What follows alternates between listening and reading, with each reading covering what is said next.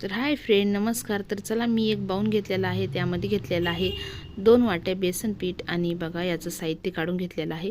आपल्याला बनवायचे आहे कांदा भजी.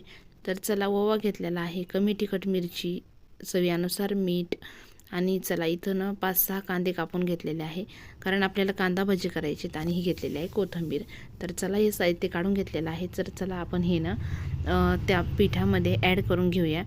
तर चला, आपण हे सर्व काही मिरची टाकून घेतलेली आहे मी, आणि कमी तिखटवाली मिरची आहे, बिलकुलही तिखट नाही ती मिरची.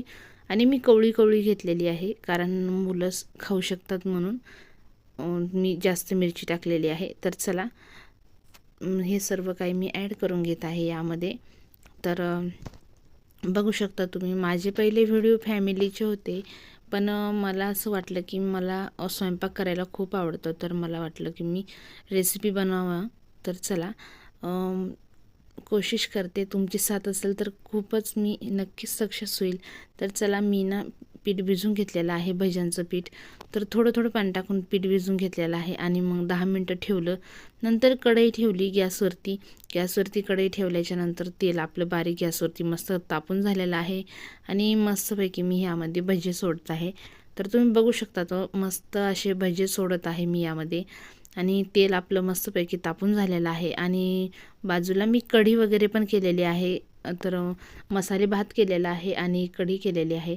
तर तुम्ही आपण म्हणू शकतो व्हेज बिर्याणी केलेली आहे किंवा खिचडी केलेली आहे. तर आपण मराठीमध्ये खूप छान छान आहे, तर डाळ खिचडी पण बोलतात. तर चला, मी खिचडी पण केले, भजे पण केलेले आहेत. तर बघू शकता तुम्ही, असे मस्त आपले भजे केलेले आहेत, आणि मस्तपैकी तयारही झालेले आहेत.